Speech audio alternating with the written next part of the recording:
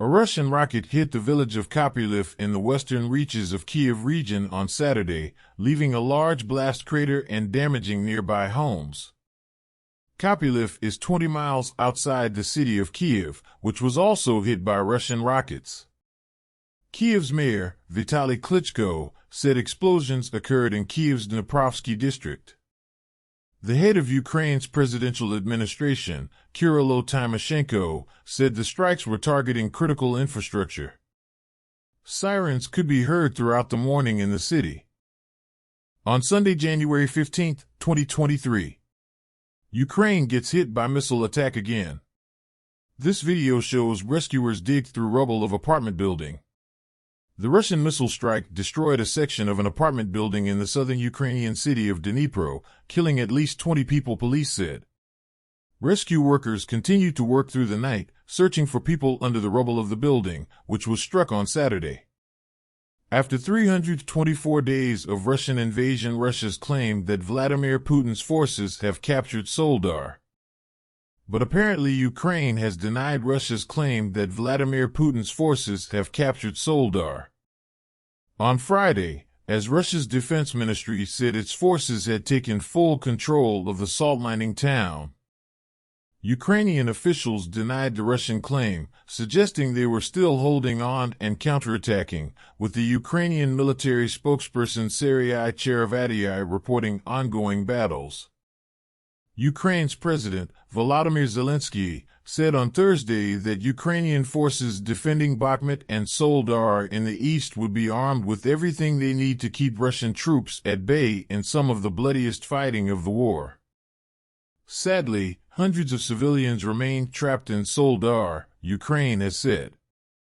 Pavlo Kyrylenko, the governor of Donetsk, told Ukrainian state TV that 559 civilians remained in Soledar, including 15 children, and could not be evaluated. Accounts from Ukrainian soldiers on that sector of the front suggested Russia had moved Wagner fighters from Bakhmut to focus solely on the battle for Soledar. Ukraine's deputy defense minister, Hanna Maliar, said hard battles are going on to keep Soledar. She added, the enemy does not pay attention to the large losses of its personnel and continues to actively storm. The approaches to our positions are simply littered with the bodies of dead enemy fighters. The Russian capture of Soledar and the city's salt mines would have symbolic, military, and commercial value for Moscow. But the situation in and around Soledar appeared fluid and neither claim could be independently verified.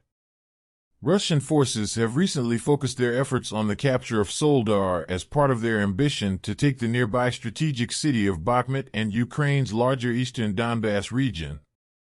Seizing Soledar would be Russia's most substantial gain since August, after a series of humiliating retreats in the second half of 2022.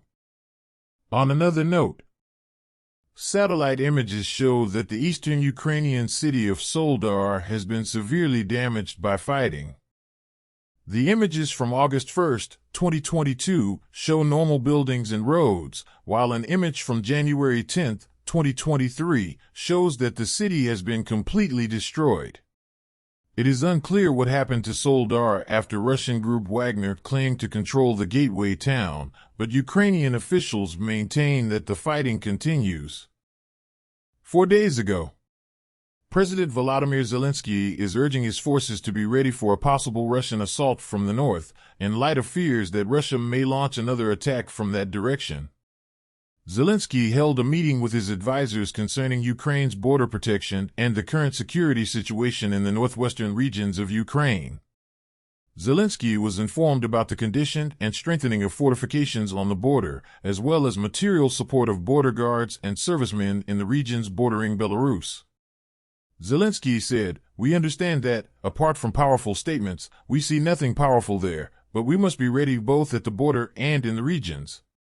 Kiev's forces are currently training for the threat of a fresh assault across a new front in the north. Ukraine fears Russia could build up forces on the territory of its Belarusian ally before striking in the northwest or even try to drive towards Kiev as it did when it invaded last February.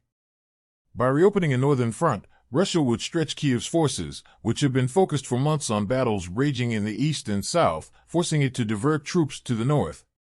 In a clue as to the kind of attack Ukraine may face from Belarus, Kiev's troops on Wednesday practiced urban warfare, firing assault rifles, driving armored vehicles, and freeing hostages.